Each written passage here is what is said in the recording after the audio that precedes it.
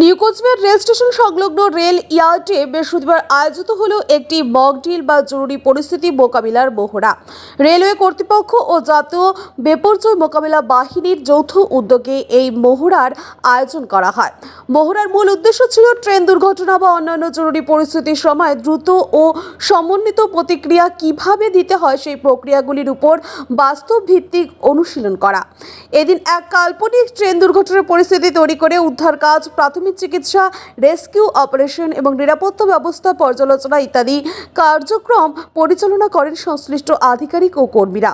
Rail ও NDRF এর আধিকারিকরা জানান, এই ধরনের মহড়ার মাধ্যমে শুধু বিপর্যয় মোকাবিলার দক্ষতা বৃদ্ধি পায় না, পাশাপাশি রেল ও বিপর্যয় মোকাবিলা দপ্তরের মধ্যে সমন্বয় আরও দৃঢ় হয়।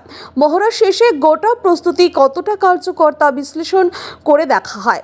সূত্রের খবর, ভবিষ্যতে আরও উন্নত ও প্রযুক্তি নির্ভর মহড়ার পরিকল্পনাও রয়েছে, যাতে প্রকৃত বিপর্যয়ের সময় দ্রুত সিদ্ধান্ত নেওয়া ও কার্যকর পদক্ষেপ সম্ভব হয়।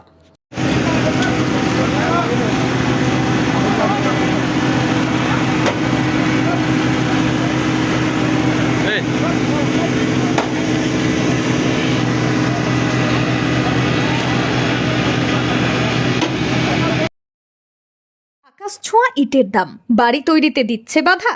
তবে ইট কেন, সিমেন্ট ব্লকে তৈরি করুন, খরচ হবে আধা। শাহিনা এন্টারপ্রাইজ, এখানে আধুনিক মেশিনে তৈরি করা হয় সকল প্রকার ব্লক, যা দেখতে খুবই সুন্দর ও অত্যন্ত মজবুত। সুলভ মূল্যে ব্লক পেতে দ্রুত যোগাযোগ করুন 9844468001 অথবা 8436885659। Okhrabari, Shahina enterprise, Gitaldaha road,